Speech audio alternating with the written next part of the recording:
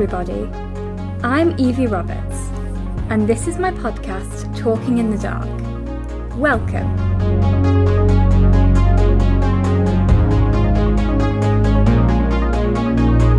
The aim of this podcast is to raise awareness about blindness, visual impairment, and disability in general, in a happy and light-hearted way. For those of you that don't know, I am blind. I was born with a condition called bilateral anophthalmia. Try spelling that one. It basically means that when I was born, my eyes didn't develop properly, so I wear prosthetics instead. The goal of this podcast is to remove some of the stigma and stereotypes around disabilities, whilst also having fun at the same time. Each week, I will be interviewing people from all walks of life, including some with hidden or physical disabilities like mine, and getting to know a little bit more about them and the lives they lead. In this episode, I am very excited to tell you that I will be talking to Nick Ford, Head of Communications and Marketing at the Living Paintings charity. My name is Evie Roberts, and this is my podcast, Talking in the Dark. Welcome.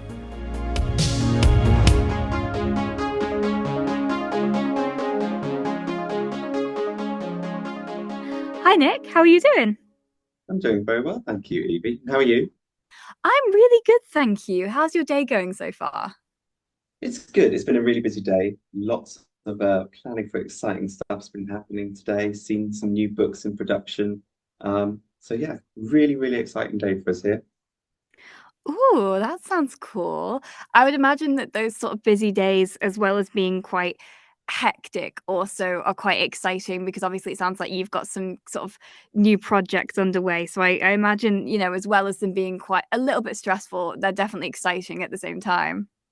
Yeah, really exciting. So we're quite a small charity, and one of the ways that we get noticed is by doing interesting off-the-wall projects quite often and stuff. So it's a really exciting place to work. Yeah, it definitely sounds like it. I mean, it sounds like a brilliant place to work. And I mean, you guys are doing some really incredible things, which we're going to talk about. So, to begin with, could you tell me a little bit about Living Paintings and its history? So Living Paintings, what we do is so unique in that we take elements from the visual world and we make them accessible to blind, visually impaired children and young people through touch and sound. So that can come in various forms. We're most famous for our adaptations of children's picture books, where we take some of the illustrations from the book and we make them into tactile versions that come with an audio description that kind of guides fingers over the raised pictures and helps children and young people see through touch, sort of in their mind's eye.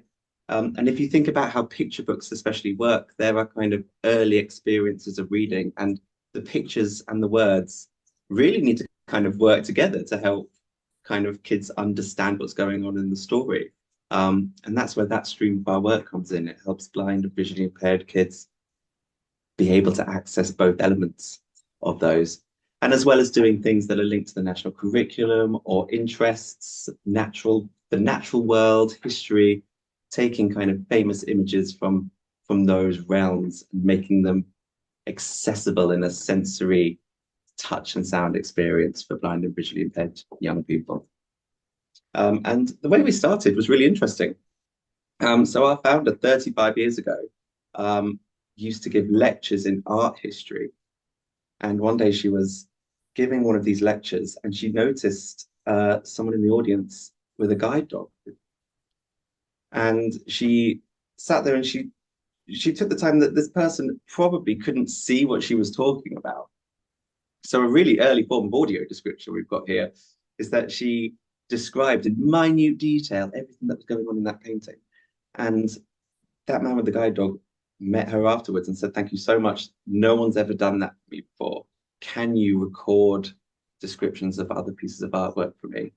And that's where the light bulb moment came, that actually you could probably go one step better and make tactile versions of those artworks to go alongside that audio description and make them work together in a kind of more sensory experience. And everything sort of evolved from there. And then we started doing children's picture books and evolving into more things for children that's going to help their learning.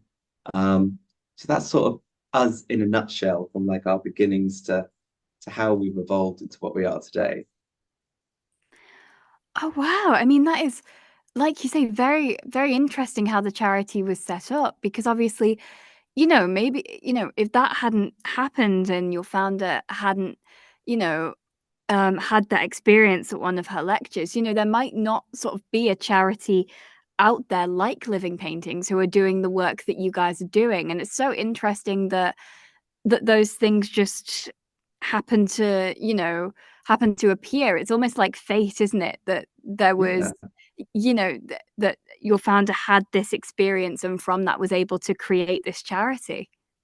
Yeah. And it was, I think it's kind of serendipitous yeah, you phrased it completely correctly. Like it's that one moment that happened that started this whole thing off. And if it didn't happen, there would be no Living Paintings. And we don't know of anybody else that's doing quite what we do in the same way. So yeah, and we have a lot to thank that fella with the guide dog for. Yeah, absolutely. I think he was maybe even maybe without knowing it, a big part of how the charity began. I think, to be honest, he was, because I think they became very, very good friends, and our founder ended up getting a kind of a guide dog that hadn't passed his tests, let's say, from the guide dog charity via him as well. So that relationship did kind of keep on going. Oh, that's lovely. And that's great that they're still that they've become really good friends through that experience. That's really lovely. So what is your role with Living Paintings and what does it entail?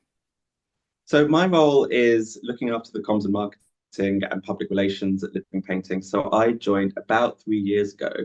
And until that point, Living Paintings had nobody that was really dedicated to telling the story of what they do, which I think is sort of ironic given that a huge part of what we do is stories and children's books. So yeah, my role is trying to get the word out there, trying to drum up excitement, trying to spread the word of this kind of fabulous, unique work that we do. And there are so many elements of the story which I think really, really kind of hit home for a lot of people and engage people. I'll come on to like how we make the books and stuff as well, but it seems to be at Living Paintings, every element of what we do has this kind of little bit of magic and sparkle behind it, which is what attracted me to join the charity in the first place. Yeah, I was going to ask you that actually. I mean, first of all, yeah, I completely understand what you mean about that magic and that sparkle. I mean, when I was doing a bit of research on you guys, just I already knew of you guys anyways, but just getting to know you a little bit more. It does really seem like that, and it seems like a really nice environment to be a part of. But I was gonna ask you actually, what really made you want to join the charity? So I'd always been at really big charities before, but I kind of it's really easy to kind of be one person in a really, really big department and have your kind of role there, and we always feel like you're not making an impact. And I think it's really important in this life to do something that speaks to you and makes you feel like you have an impact. And this is exactly what you're doing with this podcast. You are kind of going out there, you are putting yourself out there, you're doing something that you're passionate about. And that's the sort of feeling that I had about 3 years ago. And I came across Living Paintings and I was nervous to begin with because I was like, this is so not the sort of place I'm used to. But then I realized actually what they do is wonderful. And I have an opportunity to join here and make a real impact and help more people discover the the magic that the charity kind of has to offer. And it really, really does. I'm really happy to make an impact in the work that I'm doing, but I'm more proud that what I'm doing is making an impact on the lives of other people. And it's not just the children and young people we work with, it's their family and their friends and their teachers. So the impact's really far reaching. So I know I can kind of go home at the end of the day, even after a really, really rough or busy day, and know that at least what I've been doing is positive. Oh yeah, 100%. But yeah, I completely understand what you mean about it feeling it feels good that you know you're making a difference. I think I always find, it whenever you like help someone out, even if it's with, just the smallest thing, whenever you help someone out or give someone a gift or pay a compliment to someone, that is the best feeling because you've made someone's day better or made them feel Please. less stressed or brighten their day just that little bit. And I genuinely think, like, I love giving gifts and compliments and things like that Yeah, me because too. I think it makes you feel so good and to know you're making a difference even if it is in a small way. And obviously with living paintings, it's that, but like 100 times more. You guys are making such a difference. Oh, thank you. And yeah, and that feeling that you speak of is one of the reasons why I chose to work in charity in the first place, and why I would emphatically recommend anybody if they're looking, who are confused about what they want to do, look to charity because yeah, you'll have hard days and stuff, but those hard days are sort of counterbalanced by the knowledge that you're making a good impact in the world ultimately. Yeah, 100%. And I mean, you know, I think with life, you're going to have those hard days anyways. Like, whatever you're doing, wherever you're working, whatever career you're in, even if you're in school, like, I definitely have bad days sometimes. I think that's just a part of life. You can't really sort of like skate through life without ever having rough periods. I think we all wish it could be that way, but it's definitely not. I do think, just circling back to what you say about sort of enjoying the thing that you do as well and wanting to feel like you're making an impact. I think that's really important as well. I think if you enjoy what you do and you enjoy the career that you're in or whatever that may be, not only is it going to make you really excited about going and doing that thing, I think it also, because you have that enjoyment and that passion for it, I think it really helps you to sort of it gives you more of a work ethic. It helps you to produce a better product. Yeah, totally. You've got to love what you do, because that's how you're going to get the best outcome for everything, really. Yeah, absolutely. I completely agree with you there. So what are the services that living paintings provide?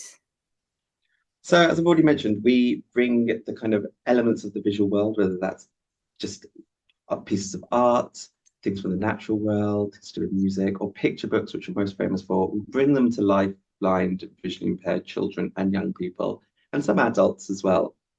So, our picture books, where we take our illustrations and we create kind of feely versions of them, um, put them back into the original book with Braille in two different grades, and then provide them with an audio guide.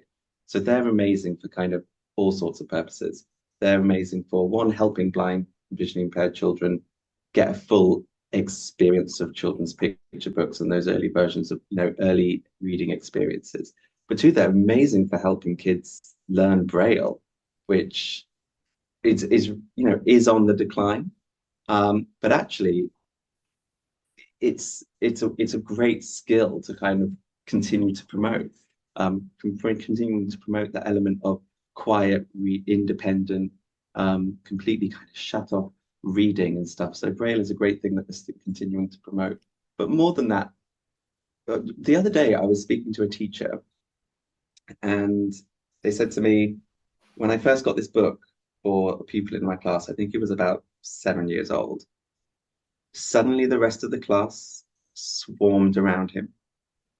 And she said that they'd never done that before. Like, he doesn't generally, a lot of the time, he doesn't join in with other kind of school activities and he doesn't kind of get involved in the playground. But suddenly, you brought one of our picture books out for him, and the class swarmed around him. And it gave him an opportunity to speak to them and interact with them and to talk to them, not just about the books, but about himself, and gave him kind of a catalyst to start making friends and gaining confidence. And now, several months down the line of getting our books, he's more confident to join in other activities. He's made friends. He's putting his hands up in class more.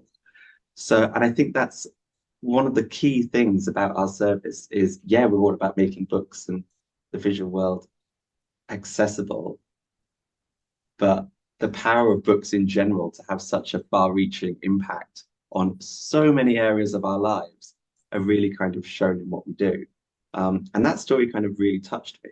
But then another part of what we do are these box sets of just general images from the visual world that can help blind and visually impaired children experience them. So these will be images that we've kind of carved into tactile versions, again with an audio guide. And we've got them literally covering every topic under the sun, anything you might want to learn about, any interests. And again, about a year ago, I got an email from somebody thanking us for one of the box sets that we sent them. And she said that she didn't really understand what a cloud looked like until we'd sent her this box about kind of the natural world that included kind of cloud formations. And I think that's the kind of light bulb moment that you kind of have in terms of the impact to be like, oh my God, this person never, it's something a sighted person takes so for granted that this is just in front of us. And it's, yeah, it's one of those light bulb moments to be like, we are making people who possibly can't see those things really understand them a little bit more. So that's where our service sort of really makes that level of impact, I think. Yeah, I mean, absolutely. And I think it must be so brilliant for you guys to when people do reach out and talk about how much your services have impacted them. It must be such a brilliant feeling to know that you guys are making such a difference. Yeah, it is. And again, I come back to that sort of light bulb moment of as sighted people, there is so much we take for granted. And I think that's what real accessibility is all about, is for making those things that sighted people take for granted accessible and reachable for people who are blind and visually impaired or have any other disability. I mean, and I think that's true accessibility in action. It's just making sure that everybody can access everything on an equal playing field. And I think that's what we kind of strive to do in the work that we do. And it's not complicated work either. It's a pretty simple solution, but again, it's one that makes such a big impact and a big change in people's lives that, again, that's what accessibility is all about. It doesn't need to be complicated. These kind of little fixes we can make in our everyday lives are what make the most impact. Yeah, I could not agree with you more there. And I think, yeah, there's sometimes this sort of I guess you could call it a stigma that accessibility is this big, complicated thing, and you have to sort of adapt things loads for things to be accessible. But sometimes, and quite a lot of the time, actually, that's really not the case. It's just making little adjustments, little fixes, tweaking things a little bit, and most of the time, that will result in things being a lot more accessible than they were before. Exactly. I couldn't agree with you more. Obviously, there are elements that kind of need a bit more kind of work, but I think so much of making everyday life accessible is just down to having a bit more mindfulness. Do you understand do you know what I mean? Just Yeah, yeah, yeah, yeah. nothing needs to be complicated. Just being a bit more mindful about how you're presenting stuff. And usually there can be a pretty kind of simple solution that can make a world of difference. Yeah, and it doesn't it like you say, it's the little things. It's just about being mindful. It's just about thinking for like a little bit longer, It's not a lot of the time. It's not like this big problem-solving task. You just need to think for maybe 30 seconds longer, apply that a little bit more sort of logic. And most of the time, you will find a result that works really well and is really, really accessible for people. Exactly. I think it's, yeah, you kind of hit the nail on the head. And I think accessibility is getting more widespread. People are thinking about it more, but we've got a really, really long way to go, if I'm completely honest. And I mean, if you think about streaming services and stuff, it's only in the last few years that they've been doing audio description, and that's mad to me. God, I know that feeling so well. And it's not just, it's the thing, it's mad that they've only started doing it in the past couple of years. That's one thing that's mad. The other thing is that still, even now, yeah, a lot of streaming services do have audio description, which is brilliant, and I love it so much because it enables, the visually impaired community, including myself, to have access to so many more incredible like TV shows and movies and things. But then it's the fact that there are still so many incredible movies and incredible TV shows that are on these big streaming services that don't have audio description. Mm, yeah, it's absolutely mad. And it's like if you're going to do it properly. Yeah. It's like, if you're gonna commit to it, please commit to it fully. I Like, know. Yeah, I please, feel your frustration. yeah, it's like, please make sure that everything is audio described. And especially like I've been in situations, and I think I would imagine that some of the visually impaired community have been in the same situations where my friends have been like, "Hey, have you watched this TV show? Oh, let me check it out." Or like, I see a TV show that's popular on social media, and I Google what streaming service it's on, and then I go onto that streaming service, I search up the show, and there's no audio description. And at that point, I can try and watch it, but I don't Yeah, understand all of it. And I think that circles back really nicely to your point, which I wanted to circle back to anyway, about how sometimes maybe the sighted community just take for granted that they know what things look like. There are so many things that I don't know what they look like. I've just accepted that I don't know what anything really looks like. I just know what certain things feel like, but I don't know what they look like. And so I guess that's similar to what is going on the screen of a movie or a TV show. I don't know I know what the dialogue is, but I'm missing all those important things between the dialogue, which could change the plot or be comedic or be wholesome or anything. You're missing out on so much without that audio description. exactly. And that's what it comes down to with the picture book work that we do. Like the words that you have in one of those books is only half the story. You've got the pictures that are telling the other half. And it's exactly the same in movies. Like the dialogue can be happening, but there can be like a glance from one character to another that speaks 1,000 words to a sighted person watching it. And if it's not audio described, you're missing out on that. So honestly, if you come to that, honestly, Evie, send them an email. Stamp your foot, complain, because it's really, really not on that. And it's something that things can only change if we make a fuss about it. Like, well, I don't like the terminology make a fuss, but make some noise about it. So yeah, let's do it. Yeah, I could not agree with you more there. Yeah. And I think things are definitely getting better. Like you say, things are definitely getting better, but I don't think we're definitely not at the point now where things are completely accessible. No, totally not. I think technology is really, really helping in that regard. Um, but when I was younger, if you're thinking about like children and young people or just the deaf community in general, like when I was younger, they would replay all of the TV shows, but at like 3 in the morning with like a sign language interpreter in the corner.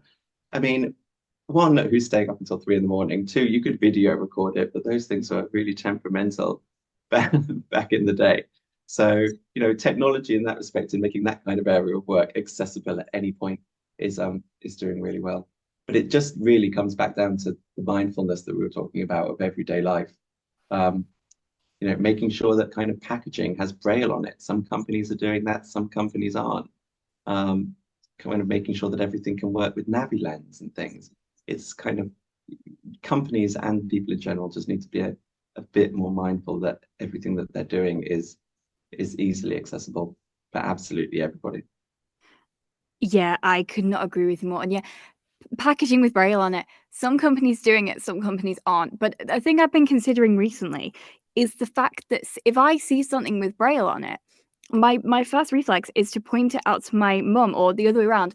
I'd be like, "Oh, it's got braille," and then I think, "Wait, if I'm pointing out that it's got braille, if things were completely accessible, I wouldn't point out that it's got braille on it or that it's accessible for Navilens or things like that because it would just be ingrained into society. And so the fact that people point that out to me and I point that out to people, I think that shows that it's a bit of a rarity." That is incredible. I've never thought about it like that. And yeah, that's actually really profound and really incredible. Like the world isn't going to be truly accessible to blind and visually impaired people until you have to stop pointing out that things are accessible. You have to kind of, it needs to be completely the norm before, before we've kind of got there in terms of where things should be. That's yeah, that's amazing. I've never thought about it like that. I'm going to use that. Fair enough. It's Always only thank Yeah, thanks. It's only something I've considered recently. I think I pointed something out to someone a while ago and then went, wait, what am I doing? Like, why is it that I have to point this stuff out? And then that sent me on a mad sort of tangent, which I go on quite a lot. That sent me on a wild train of thought. So it's only something I've started to think about recently. But yeah, I guess,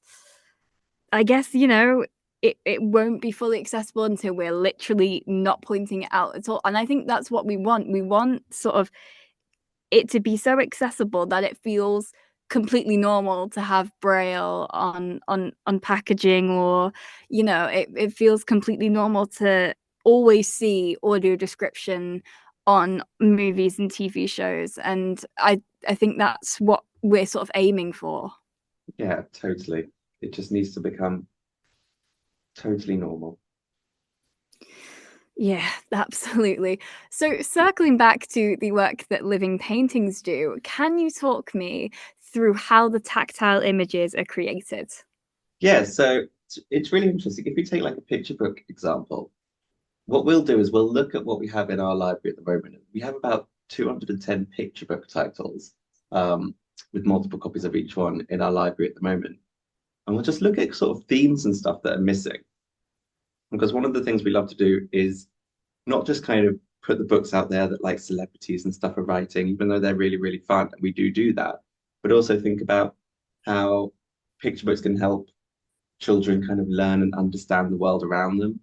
And kind of, there's always a picture book for any issue that you might be going through with a child, whether they're anxious, whether they're not sharing, whether they want to talk about inclusivity, LGBT issues, etc., etc., etc.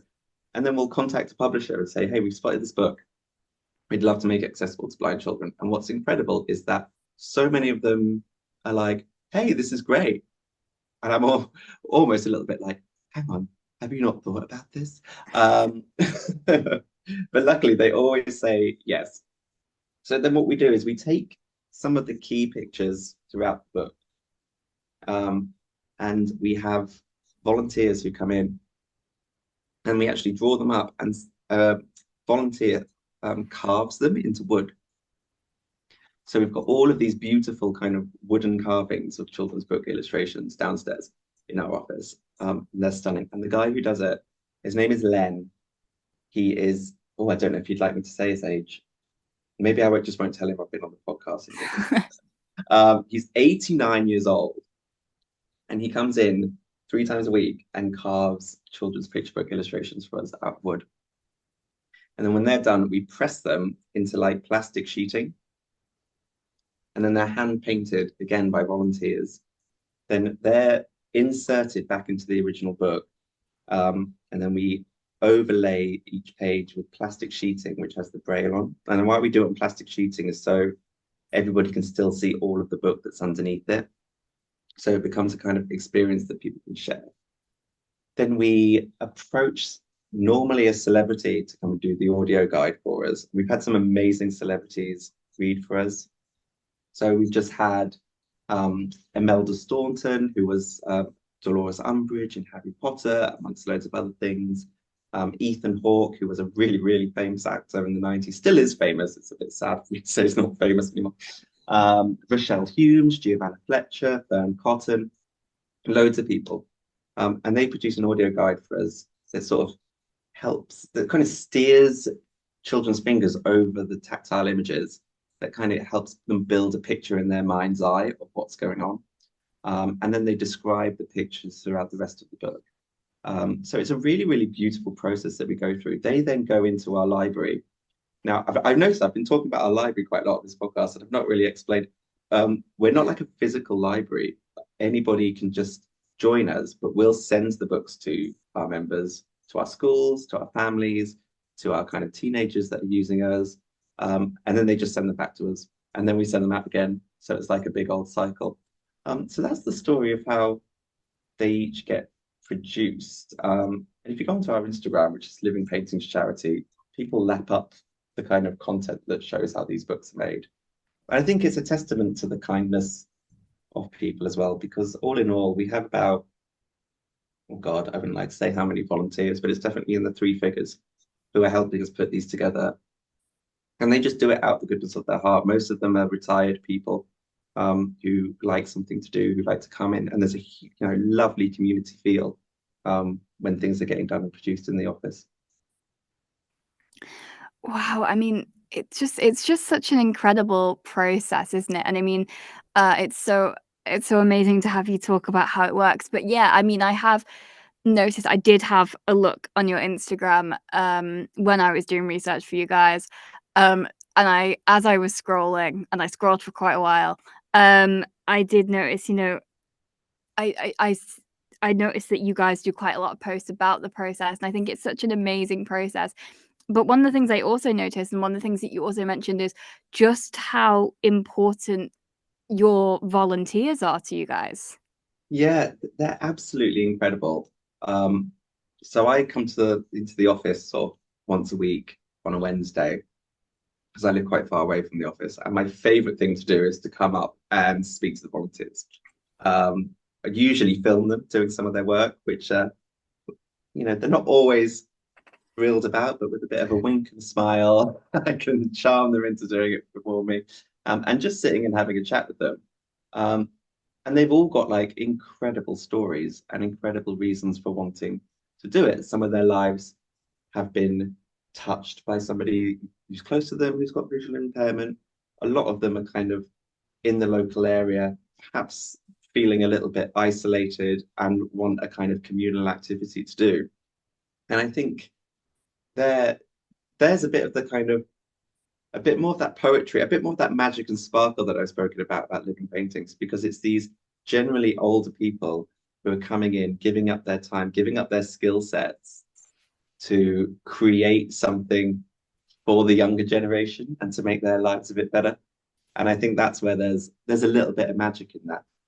And again, the reason why it sort of works in that respect is it comes back to what we were talking about in accessibility and things not needing to be complicated. It's such a low tech solution.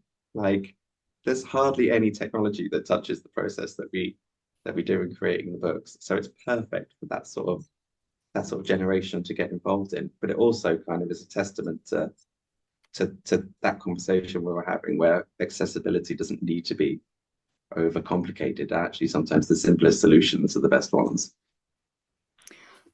Yeah, absolutely. I completely agree with you there. Now, this next question you have kind of touched on a little bit, but what impact would you say that the services Living Paintings provide have on blind and visually impaired children and also their families as well? Yeah, so I gave the example earlier about the lady with the cloud and the teacher with the kind of the pupil that everybody flocked around. I think another one that sort of sticks out at me is, I can think of two off the top of my head that I've been speaking to quite recently, is we've been around for quite a while now, in that we've now got, blind and visually impaired adults who used our service when they were kids.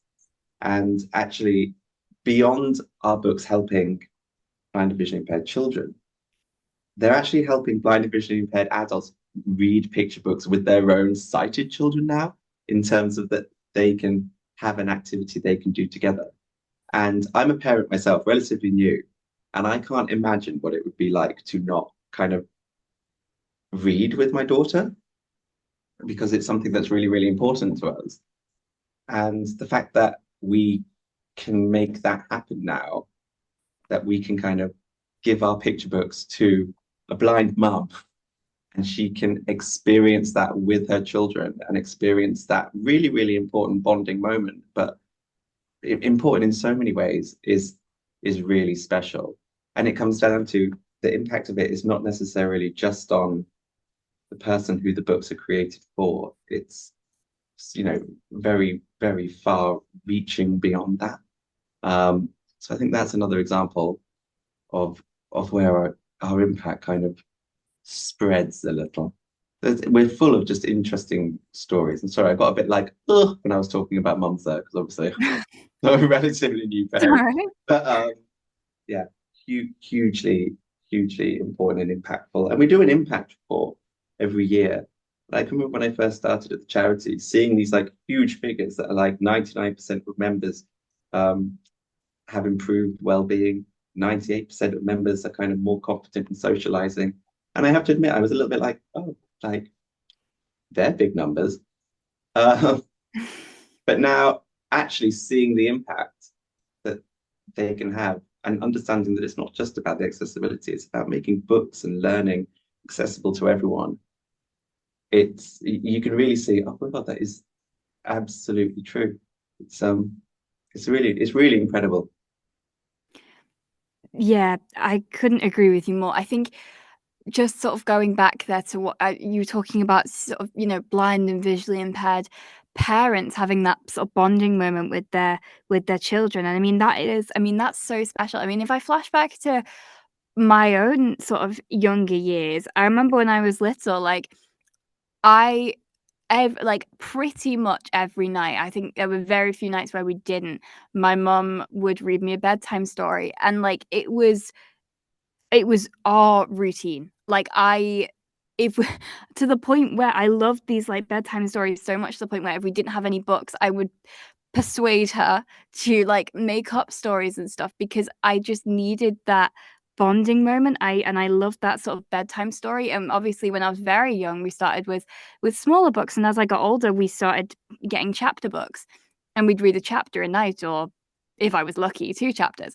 And it was just always such a really special moment to have with mom that I maybe took for granted a little bit at the time because it just felt like routine, but really, really appreciate now. And I love that we did that. And I think there are so many brilliant things that reading gives you. I think it helps develop your imagination. I remember as a kid having a wild imagination and I think a lot of that was because of I was always, if I wasn't reading with mom, I had audiobooks. So I was always reading, and I think it helps develop your vocabulary as well. And then also just basically just a love of reading. Like I really love just like sometimes sitting down with an audiobook or something like that, and just reading for a while. So I think there are so many benefits that stories can bring to people. Huge benefits. I'm a big reader myself, and I actually find that if I haven't read a book in like, or if I haven't read any of my book for a few days, I start to feel really like angsty almost a bit agitated because what I need is that downtime.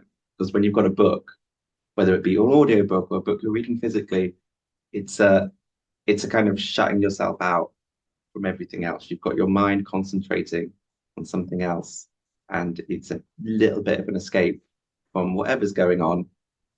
Just a nice time to relax. And you're totally right that the increasing your vocabulary, kind of increasing your imagination, creativity is all really, really important and directly linked to reading.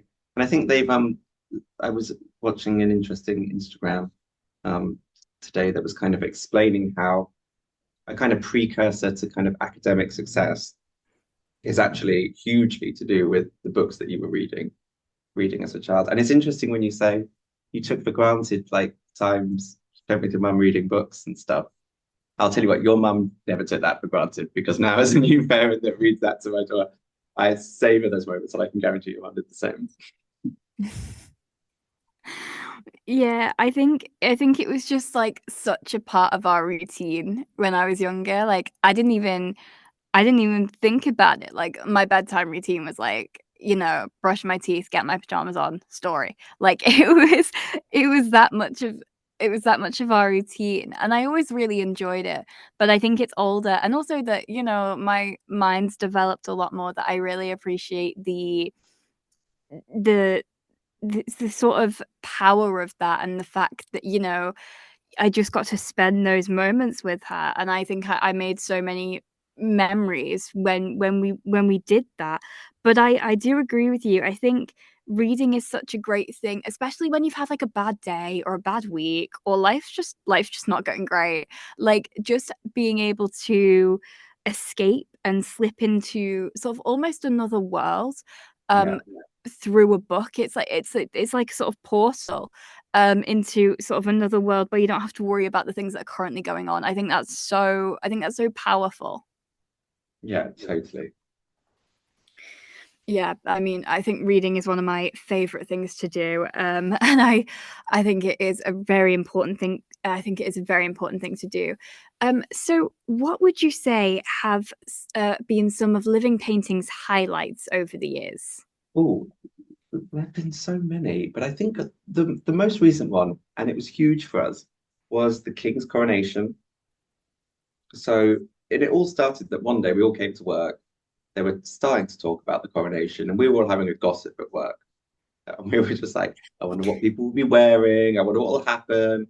And then suddenly again it occurred to us, and it again comes back to that side people can take things for granted. And we kind of caught ourselves and we were like, oh my God, this is going to be such a visual spectacle that so many blind and visually impaired kids are going to miss out. And we knew we had to do something because this is like a once in a kind of decade long event. Um, so what we ended up doing was we started creating tactile images of key pieces of regalia, if you will, from the coronation. And we made them available not just to our library members, but we opened it up and we literally said, anybody can have these. Like, just sign up and we'll send you one. If you've got a blind or visually impaired child in your life, or even an adult, sign up, we'll send it to you. So we had the St. Edward's crown, all the different regalias and like emblems of the kingdoms of the United Kingdom, the image of Prince Charles and his face and stuff, loads of stuff. And we got audio guides from things like Dame Joanna Lumley, Roman Kemp, Omid Jalili, Mel Gedroy, Derek Jacobi. Huge involvement from some of our kind of celebrity friends. And it just went wild. Like we put it out there and we're expecting it to do, maybe we'll send out a couple to our members and pick up kind of 100 odd more people along the way. We sent nearly 8,000 out. And it was incredible. It was really busy. We had to make more because we were not expecting that. And we ended up going on the One Show, getting featured in kind of The Guardian, on the radio several times, ITV News. It was huge. But I think the lasting sort of legacy of that is the comments that we got back is it really helped blind and visually impaired children, young people feel a part of that celebration, like because it is such a visual spectacle. And it also kind of doubled the amount of people that discovered us and started using our library. And it was a really kind of big turning point for us. And it's become something that now we will think about more and more as these kind of big global national events sort of happen. Is how can we help blind and visually impaired children feel included as the whole nation stuff comes together, whether it be a kind of celebration or to support an event or something. So it's a really cool and exciting project, and definitely I'd say the biggest highlight, certainly while I've been here, and probably what the piece of work that I've been involved in personally that I'm most proud of since I've been at Living Paintings for sure. Wow, I mean that is incredible, and I mean it. I mean, as well as it being incredible for everyone who, got sent those boxes and got to, experience what those things looked like, for the first time. They probably didn't know what those things were like before. It also was so incredible for you guys, and it opened up so many opportunities for you. So I mean, I can't imagine how brilliant that period of time must have been. Yeah, hugely fun, exciting, sometimes stressful. But we had loads of support from the Archbishop of Canterbury and Lambeth Palace, and our CEO, Camilla, has actually got an OBE out of it. So, Wow. I mean, yeah, that is incredible. I mean, yeah, that really couldn't have gone much better for you guys, could it? no, it was incredible. And now we're just sort of waiting for the next thing to happen that we can kind of apply that to because we know that formula works. And I think the story behind why we do it rings true for everything that living paintings do. And again, comes back down to that making simple changes in accessibility. It's just making sure that everybody feels included. And what thing can we do, even if it's a small thing, to make sure that everybody, nobody feels like they're missing out on something, particularly when we have kind of big global events like that. Yeah, absolutely. And I think that's very important. So, what would you say then has been your proudest moment whilst working for Living Paintings? Um, I think it would have to be the coronation, just because of the scale and impact of it. I think if you'd have asked me 2 months before the coronation, I would have been like, no, not proud of this. I want it to end. Stop. Uh, but as it sort of started to pick up and we realized that all that work we put into it was worth it, I think that would definitely be my proudest moment. But I think it's one of those things that every day I like to have a proud moment, even if it's for a small little thing. It could be, and even if it's not to do with work. Like if I posted a piece of Instagram content or something, we got one the other day that kind of had a 1.5 million reach. Woo, proud. Like, but even like I woke up 15 minutes late this morning, but I still got into work on time. Proud. Like, it's all well and good being like, what's your proudest moment of all time? I think live your life to have a little proud moment every day, no matter how small that is, and then congratulate yourself for it.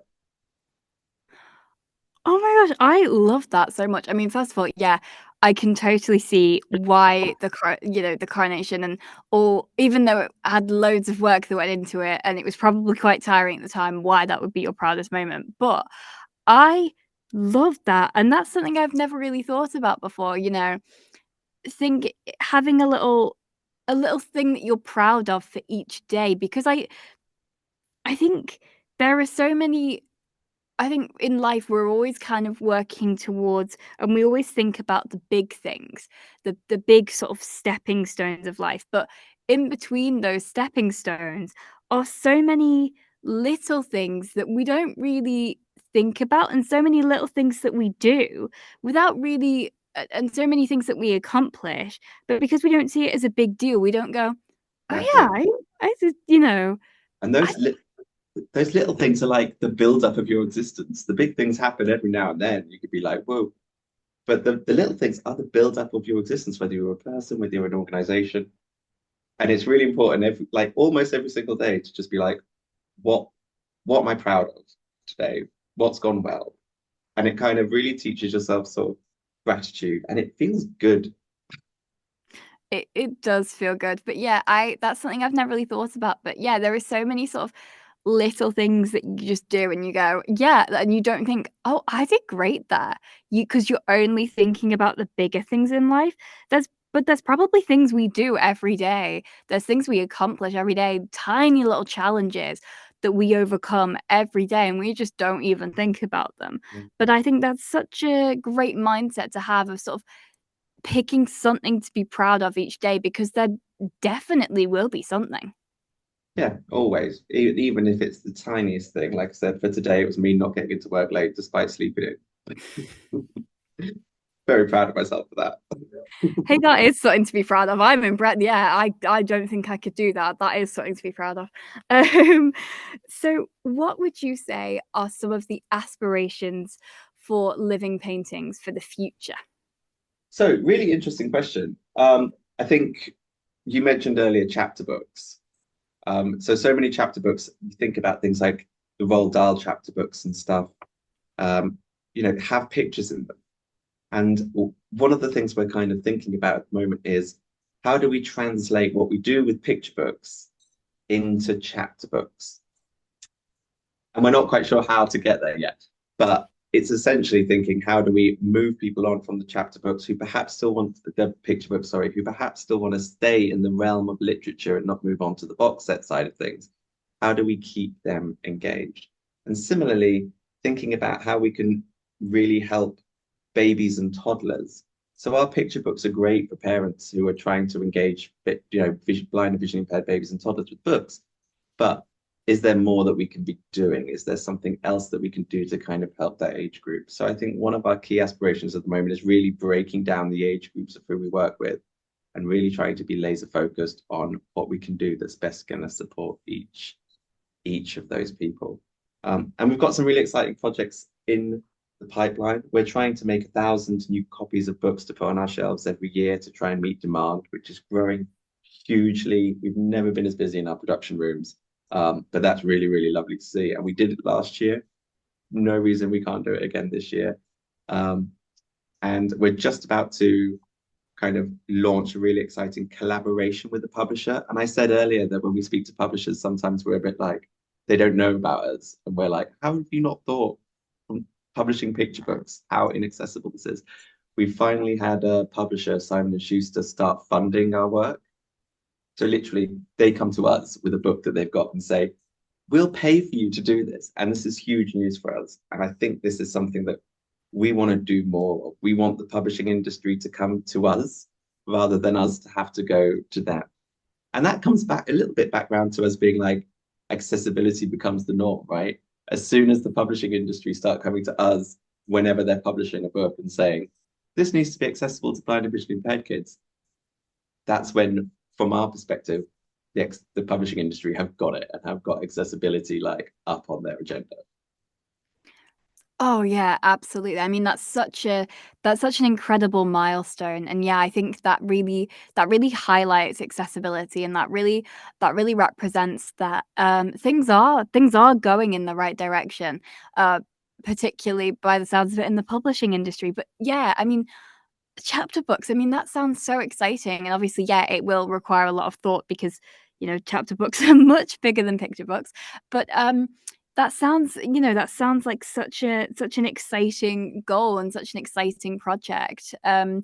Because yeah, I think obviously the step up from those sort of picture books that you read as a young kid are the chapter books. And I think those chapter books, once you start reading those longer books, they're a really important. I think they really help to develop a love of reading those slightly longer books where the story feels a little bit more sort of developed, but they still have those gorgeous pictures in them, like the books that someone's used to. Yeah, totally. So, what would you say that people can do to help support living paintings? So there's so much people could do to support living paintings. Obviously, we're a charity, so donations are always welcome. You can donate on our website. If you're a school, then kind of school fundraising and stuff will always be really, really appreciated. Um, Perhaps you have somebody who might be able to volunteer some time. So, if you live nearby where our HQ is, which is in Newbury and Basingstoke, so many volunteering opportunities, whether that be painting, production, or working in our library. I think most of all, I think the thing that people could do most of all, cost them no money and is so easy for them to do, is to simply just spread the word about us. Give us a follow on social media, share what we're doing, shout about us, because there was so many, we've grown so much and demand is massive, but there are still so many blind and visually impaired kids out there and schools, for instance, that kind of have blind and visually impaired kids in there and stuff that don't know about us or aren't using us. And I think that's the thing that people can do most of all. Just shout about what we do, one, to help us get more members and support more people, but also just to highlight to people like what is possible, like, and to kind of champion accessibility in general a little bit. And I think that's really the main thing that I think people can do. Yeah, absolutely. And I think that is so important. Well, Nick, thank you so much for coming on the Thank podcast. you. I mean, Living Paintings, to start off with that, I mean, Living Paintings are such an incredible organization. I mean, you guys are making such a difference. I mean, I will say I remember I remember in primary school, I have vivid memories of um my primary school getting some of the Living Paintings books, and I have memories of listening to the audio guides and reading the braille and feeling the pictures. And so I've had my sort of own experience with the charity and know how amazing you guys are. But you guys are making such a difference. And as well, I mean, you're such an incredible person, and thank you so much for coming on the podcast. It's been so lovely to get to talk to you. No, thank you so much for having me. It's been really, really lovely to speak to you. And yeah, keep doing this. This is so cool. Oh, thank you. I really want to keep doing this. This would be like my dream career. Like if I can go into this as a career, I would be extremely happy. I'll tell you what, my other half actually works in podcasting. So anytime, drop me an email. We'll see what we can do about some experience and stuff at any point. Oh, thank you so much. Genuinely, that means the world, and that's so kind of you. Oh, thank you so much. Well, thank you again for coming on the podcast, and thank you to my audience for listening, and I will see you all next time.